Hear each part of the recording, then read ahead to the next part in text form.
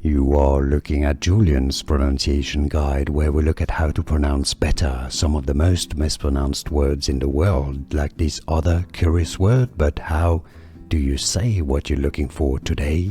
You're looking at how to pronounce these words and more confusing vocabulary, so make sure to stay tuned to the channel, become part of the community. In British English, it's usually said as nonpareil, nonpareil, nonpareil. Now in American English, it's generally said as nonpareil, nonpareil in American English, or nonpareil in British English. Now, for reference, if you want to know how this is said in French, it's said as nonpareil, nonpareil, so very different. Hence the confusion, perhaps. More videos for you here to learn more correct pronunciations. Like this video if you found it useful. I appreciate your support and thanks for watching. Here are more videos on how to pronounce more confusing words and names too many mispronounced. Like this video if you found it useful. I appreciate your support. I'll see you soon and thanks for watching.